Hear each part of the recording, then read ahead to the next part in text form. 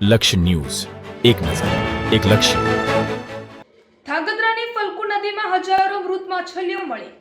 ધાંગધ્રાની ફલ્ગુ નદીમાં હજારો મૃત માછલીઓ મળી. ધાંગધ્રા નગરપાલિકા અને સંબંધિત વિભાગ દ્વારા સફાઈ કામગીરી હાથ ધરવામાં આવી.